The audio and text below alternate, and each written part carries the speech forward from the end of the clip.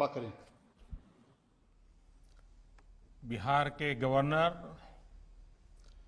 श्री फागू चौहान जी, बिहार के मुख्यमंत्री श्री नीतीश कुमार जी, केंद्रीय मंत्रिपरिषद के मेरे सहयोगी हरदीप सिंह पुरी जी, रविशंकर प्रसाद जी, गजेंद्र शेखावत जी, अश्विनी चौबे जी, उप मुख्यमंत्री भाई सुशील जी, केंद्रीय और राज्य मंत्रिमंडल के अन्य सभी सदस्य, सांसदगण, विधायकगण और मेरे प्रिय भाई और बहनों,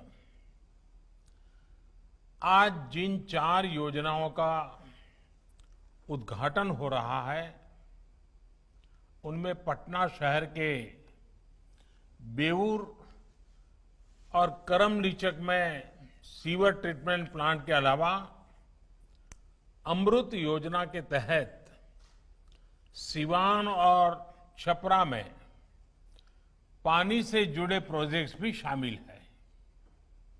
इसके अलावा मुंगेर और जमालपुर में पानी की कमी को दूर करने वाली जलापूर्ति परियोजनाओं और मुजफ्फरपुर में नमामि गंगे के तहत रिवर फ्रंट डेवलपमेंट स्कीम का भी आज शिलान्यास किया गया है। शहरी गरीबों, शहर में रहने वाले मध्यम वर्ग के साथियों का जीवन आसान बनाने वाली इन नई सुविधाओं के लिए मैं आप सबको बहुत बहुत बधाई देता हूं। साथियों, आज का एक कार्यक्रम एक विशेष दिन पर हो रहा है। आज हम इंजीनियर दिवस भी मना रहे हैं, अभियंता दिवस। ये दिन देश के महान इंजीनियर एम विश्वेश्वरैया जी, उनकी जन्म जयंती का है, उन्हीं की स्मृति को समर्पित है। हमारे भारतीय इंजीनियरों ने हमारे देश के निर्माण में और दुनिया में भी अभूतपूर्व योगदान किया है। चाहे काम को लेकर समर्पण हो या उनकी बारीक नजर भारतीय इंजीनियरों की दुनिया में एक अलग ही पहचान है। ये एक सच्चाई है और हमें गर्व है कि हमारे इंजीनियर देश के विकास को मजबूती से आगे बढ़ा रहे हैं। 130 करोड़ देशवासियों के जीवन को बेहतर कर रहे हैं। मैं इस अवसर पर सभी इंजीनियरों को, उनकी निर्माण शक्ति को आदरपूर्वक नमन करता हूं। राष्ट्र निर्माण के इस काम में बहुत बड़ा योगदान बिहार का भी है। बिहार तो देश के विकास को नई ऊंचाई देने वाले लाखों इंजीनियर देता है। बिहार की धरती तो आविष्कार और इनोवेशन की पर्याय रही है। बिहार के कितने ही बेटे हर साल देश के सबसे बड़े इंजीनियरिंग संस्थानों में पहुंचते हैं, अपनी चमक बिखेरते हैं। आज जो परियोजनाएं पूरी हुई हैं और वो योजनाएं जिस पर काम शुरू किया गया है, उन्हें पूरा करने में भी बिहार के इंजीनियरों की बड़ी भूमिका है। मैं बिहार के सभी इंजीनियरों को भी विशेष तौर पर आज के इस इंजीनियर दिवस की बधाई देता हूं। साथियों, बिहार ऐतिहासिक नगरों की धरती है। यहां हजारों सालों से नगरों की एक समृद्ध विरासत रही है। प्राचीन भारत में गंगा घाटी के इर्द गिर्द आर्थिक, सांस्कृतिक और राजनीतिक रूप से समृद्ध और संपन्न नगरों का विकास हुआ, लेकिन गुलामी के लंबे कालखंड ने इस विरासत को बहुत नुकसान पहुंचाया। आजादी के बाद के शुरुआती कुछ दिनों में बिहार को बड़े और विजनरी नेताओं का नेतृत्व मिला, जिन्होंने गुलामी के काल में आई विकृतियों को दूर करने की भरसक कोशिश भी की। लेकिन इसके बाद एक दौर ऐसा भी आया जब बिहार में मूल सुविधाओं के निर्माण के बजाय राज्य के लोगों को आधुनिक सुविधाएं देने के बजाय प्राथमिकताएं और प्रतिबद्धताएं पूरी तरह बदल गई। नतीजा ये हुआ कि राज्य में गवर्नेंस से फोकस ही हट गया। इसका परिणाम ये हुआ कि बिहार के गांव और ज्यादा पिछड़ते गए और जो शहर कभी समृद्धि का प्रतीक थे, उनका इंफ्रास्ट्रक्चर बढ़ती आबादी और बदलते समय के हिसाब से अपग्रेड हो ही नहीं पाया। सड़कें हो, गलियां हो, पीने का पानी हो, सीवरेज हो, ऐसी अनेक मूल समस्याओं को तो यानी या तो उसको टाल दिया गया या फिर जब भी इनसे जुड़े काम हुए वो घोटालों की भेंट चढ़ गए। साथियों, जब शासन पर स्वार्थ नीति हावी हो जाती है, वोट बैंक का तंत्र सिस्टम को दबाने लगता है, तो सबसे ज्यादा असर समाज के उस वर्ग को पड़ता है जो प्रताड़ित है, वंचित है, शोषित है। बिहार के लोगों ने इस दर्द को दशकों तक सहा है। जब पानी और सीवरेज जैसी मूल जरूरतों को पूरा नहीं किया जाता, तो दिक्कतें हमारी माताओं बहनों को ज्यादा होती है, गरीब को होती है, दलित को होती है, पिछड़ों, अति पिछड़ों को होती है। गंदगी में रहने से मजबूरी में गंदा पानी पीने से लोगों को बीमारियां पकड़ लेती है। ऐसे में उसकी कमाई का एक बड़ा हिस्सा इलाज में लग जाता है।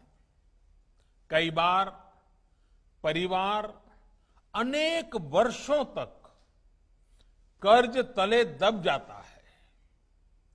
इन परिस्थितियों में बिहार में एक बहुत बड़े वर्ग ने कर्ज, बीमारी, लाचारी, अनपढ़ता को अपना भाग्य मान लिया था। इस प्रकार से सरकारों की गलत प्राथमिकताओं के कारण समाज के एक बड़े वर्ग के आत्मविश्वास पर गहरी चोट की गई। गरीब के साथ इससे बड़ा अन्याय भला क्या हो सकता था।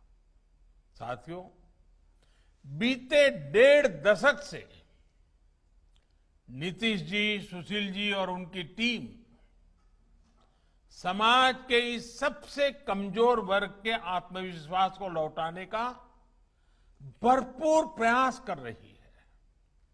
विशेष तौर पर जिस प्रकार बेटियों की पढ़ाई लिखाई को पंचायत राज सहित स्थानीय निकाय में वंचित शोषित समाज के साथियों की भागीदारी को प्राथमिकता दी गई है, उससे उनका आत्मविश्वास बढ़ रहा है।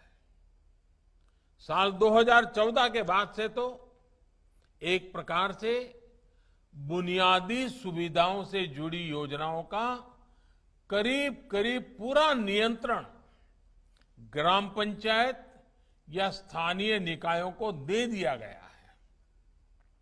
अब योजनाओं की प्लानिंग से लेकर अमलीकरण तक और उनकी देखरेख का काम, उसका जिम्मा अब स्थानीय निकाय स्थानीय जरूरतों के हिसाब से कर पा रहे हैं। यही कारण है कि अब केंद्र और बिहार सरकार के साझा प्रयासों से बिहार के शहरों में पीने के पानी और सीवर जैसी मूल सुविधाओं के ढांचे में निरंतर सुधार हो रहा है। मिशन अमृत और राज्य सरकार की योजनाओं के तहत बीते 4-5 सालों में बिहार के शहरी क्षेत्र में लाखों परिवारों को पानी की सुविधा से जोड़ा गया है। आने वाले वर्षों में बिहार देश के उन राज्यों में होगा जहां हर घर पाइप से पानी पहुंचने लगेगा। ये बिहार के लिए बहुत बड़ी उपलब्धि होगी, बिहार का गौरव बढ़ाने वाली बात होगी। आपने इस बड़े लक्ष्य की प्राप्ति के लिए कोरोना के इस संकट काल में भी बिहार के लोगों ने निरंतर काम किया है। बीते कुछ महीनों में बिहार के ग्रामीण क्षेत्र में 57 लाख से ज्यादा परिवारों को पानी के कनेक्शन से जोड़ा गया है। इसमें बहुत बड़ी भूमिका प्रधानमंत्री गरीब कल्याण रोजगार अभियान ने भी निभाई है। हमारे हजारों श्रमिक साथी जो कोरोना की वजह से दूसरे राज्यों से बिहार लौटे, उन्होंने ये काम करके दिखाया है। जल जीवन मिशन की ये तेजी बिहार के मेरे इन परिश्रमी साथियों को ही समर्पित है। बीते एक साल में जल जीवन मिशन के तहत पूरे देश में 2 करोड़ से ज्यादा पानी के कनेक्शन दिए जा चुके हैं। आज देश में हर दिन 1 लाख से ज्यादा घरों को पाइप से पानी के नए कनेक्शन से जोड़ा जा रहा है। स्वच्छ पानी मध्यम वर्ग का, गरीब का न सिर्फ जीवन बेहतर बनाता है, बल्कि उन्हें अनेक गंभीर बीमारियों से भी बचाता है। साथियों, शहरी क्षेत्र में भी बिहार के लाखों लोगों को शुद्ध पानी के कनेक्शन से जोड़ने का काम तेजी से चल रहा है। पूरे बिहार में अमृत योजना के तहत लगभग 12 लाख परिवारों को शुद्ध पानी के कनेक्शन से जोड़ने का लक्ष्य है। इसमें से करीब 6 लाख परिवारों तक ये सुविधा पहुंच चुकी है। बाकी परिवारों को भी बहुत जल्द स्वच्छ जल की सुविधा उपलब्ध हो जाएगी। आज जिन परियोजनाओं का शिलान्यास किया गया है, वो इसी संकल्प का हिस्सा है। साथियों, शहरीकरण आज के दौर की सच्चाई है। आज पूरे विश्व में शहरी क्षेत्रों की संख्या बढ़ रही है। भारत भी इस वैश्विक बदलाव का अपवाद नहीं है, लेकिन कई दशकों से हमारी एक मानसिकता बन गई थी। हमने ये मान लिया था जैसे कि शहरीकरण खुद में एक बहुत बड़ी समस्या है, एक बहुत बड़ी बाधा है। लेकिन मेरा सोचना कुछ अलग है। अगर समस्या लगती है तो उसमें अवसर भी उपलब्ध है। बाबा साहब आंबेडकर ने तो उस दौर में ही इस सच्चाई को समझ लिया था और वो शहरीकरण के बड़े समर्थक थे। उन्होंने शहरीकरण को समस्या नहीं माना। उन्होंने ऐसे शहरों की कल्पना की थी जहां गरीब से गरीब व्यक्ति को भी अवसर मिले, जीवन को बेहतर करने के रास्ते उनके लिए खुले। आज आवश्यक है कि हमारे शहरों में संभावनाएं हो, समृद्धि हो, सम्मान हो, सुरक्षा हो, सशक्त समाज हो और आधुनिक सुविधाएं भी हो। यानी कि शहर ऐसे हो जहां सभी को, खासकर हमारे युवाओं को आगे बढ़ने के लिए नई और असीम संभावनाएं मिले। शहर ऐसे हो जहां हर परिवार समृद्धि के साथ, सुख के साथ जीवन जी सके। शहर ऐसे हो जहां हर किसी को, गरीब को, दलित को, पिछड़े को, महिलाओं को सम्मानपूर्ण जीवन मिले। जहां सुरक्षा हो, कानून का राज हो, जहां समाज का हर वर्ग एक साथ मिलजुल करके रह सके। और शहर ऐसे हो जहां आधुनिक सुविधाएं हो, आधुनिक इंफ्रास्ट्रक्चर हो। यही तो ईज ऑफ लिविंग है, यही देश का सपना है। इसी दिशा में देश आगे बढ़ रहा है। और साथियों, आज हम देश में एक नया शहरीकरण देख रहे हैं। जो शहर पहले देश के नक्शे पर एक तरह से थे या नहीं थे, वो आज अपनी उपस्थिति दर्ज भी करा रहे हैं और महसूस भी करा रहे हैं। इन शहरों के हमारे युवा जो बड़े बड़े स्कूलों में, कॉलेजों में नहीं पढ़े हैं, जो बहुत अमीर परिवारों में से नहीं है, वो आज कमाल कर रहे हैं, सफलता के नए आयाम गढ़ रहे हैं। कुछ साल पहले तक शहरीकरण का अर्थ होता था कुछ बड़े शहरों को चमक दमक से भर दो, कुछ गिने चुने शहरों में एक दो क्षेत्रों में विकास कर दो। लेकिन अब ये सोच, ये तरीका बदल रहा है और बिहार के लोग भारत के इस नए शहरीकरण में अपना भरपूर योगदान दे रहे हैं।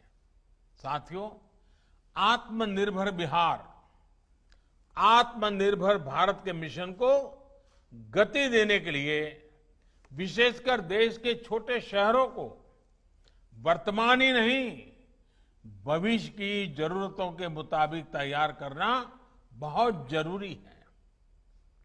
इसी सोच के साथ अमृत मिशन के तहत बिहार के अनेक शहरों में जरूरी सुविधाओं के विकास के साथ साथ ईज ऑफ लिविंग और ईज ऑफ डूइंग बिजनेस के लिए बेहतर माहौल तैयार करने पर बल दिया जा रहा है। अमृत मिशन के तहत इन शहरों में पानी और सीवरेज के साथ green zone, park, LED street light जैसी व्यवस्थाओं का निर्माण किया जा रहा है।